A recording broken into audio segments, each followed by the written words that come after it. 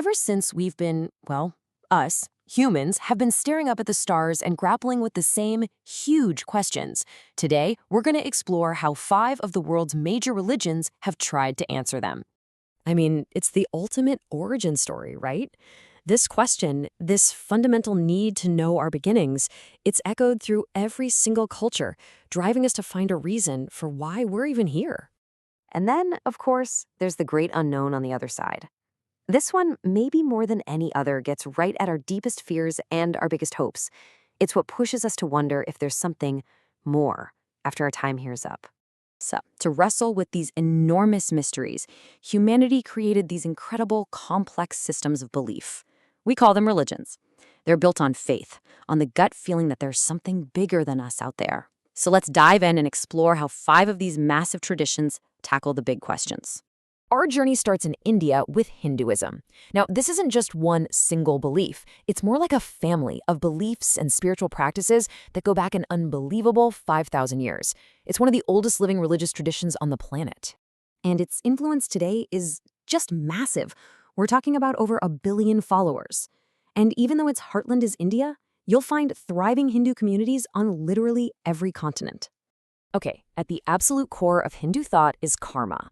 But, it's not really about good luck or bad luck. A better way to think about it is like a universal law, almost like gravity. Every single thing you do, big or small, has a consequence that shapes your soul's long journey. And that journey, it's a cycle. So it goes like this. You follow your dharma, your purpose or duty in life. Doing that creates karma, which is the result of your actions. That karma then decides where you'll land in your next life, on this great wheel of rebirth called samsara. But here's the kicker. The real goal isn't just to get a better life next time. It's moksha, to break free from the wheel altogether. Now, let's stay in India, but we're going to jump forward in time to about 2,500 years ago. It's right here, in this incredibly rich spiritual landscape of Hinduism, that a whole new path opens up: Buddhism. The story starts with a prince, Siddhartha, who had the most sheltered life imaginable. He was completely protected from any kind of hardship. But then, one day he goes outside the palace walls and sees real human suffering for the first time. And he completely shakes him, setting him off on this totally radical journey to figure out where suffering comes from and how to stop it. So at first, Siddhartha tried going to the other extreme. He gave up everything, became a starving beggar. But that just made him more miserable. The big breakthrough, his aha moment, came when he overheard a music teacher talking to his student. And this simple idea just clicked. The answer wasn't in luxury, and it wasn't in suffering. It was somewhere in the middle: balance. And that right there is the heart of Buddhism. The goal is to become a Buddha, which just means an enlightened one. And you do it by following this very practical guide called the Eightfold Path. It's full of things like right speech and right action. Basically, it's a roadmap for reducing that selfish desire that the Buddha saw as the root of all our pain and finding this incredible state of peace. All right, let's switch gears and head west, over to the Middle East around 4,000 years ago. This is where Judaism introduces an idea that would literally change the course of human history. You have to remember, this was a world filled with gods for everything: the sun, the rain, the harvest, you name it. So the idea of one single, all-powerful God, that was absolutely revolutionary. It all starts with this sacred promise, a covenant made between God and a man named Abraham. And that idea laid the groundwork for 3 of the world's biggest religions.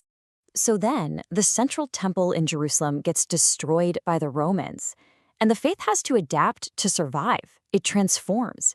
It goes from being centered on one physical place to being centered on sacred texts and constant interpretation. It becomes a religion of the book. The Tanakh, or the Hebrew Bible, and the Talmud, which is this vast collection of discussions about it, they become the focus.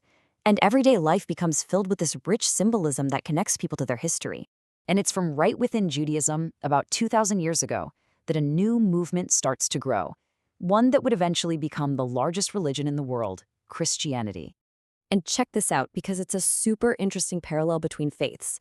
In Hinduism, you have the idea of a god like Vishnu taking on a human form, an avatar like Krishna. Well, in Christianity, there's a similar idea, that God became fully human in the person of Jesus, an incarnation. It's just a powerful example of how different traditions can arrive at a really similar, profound idea. At its absolute core, the message of Jesus was radical because it was so simple: love, justice, mercy. And for his followers, the belief that he was resurrected after being executed by the Roman authorities was the ultimate proof. It confirmed that his message was divine, and it inspired them to spread it all over the world.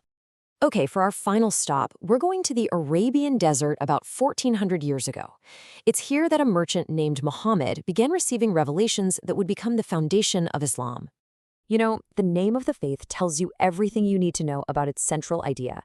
Islam literally means submission, and a Muslim is simply one who surrenders their own will to the will of God, or Allah, as it was revealed to Muhammad by the angel Gabriel. So how does one live out this submission? Well, it's expressed through 5 core duties, what are known as the 5 pillars. They really shape the framework of a Muslim's life, from declaring your faith and praying 5 times a day, to giving to charity, fasting during Ramadan, and, if you're able, making that once-in-a-lifetime pilgrimage to the holy city of Mecca. So let's just step back for a second and look at the sheer scale we're talking about. This chart shows just the 3 biggest faiths we covered.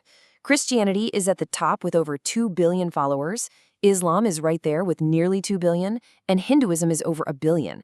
And that's not even counting the hundreds of millions of Buddhists and millions of Jews. I mean, these traditions really shape the lives of the vast majority of people on Earth. What's so amazing is seeing that none of these religions just appeared out of thin air, right? They grew out of each other. Judaism gave birth to Christianity. Hinduism set the stage for Buddhism.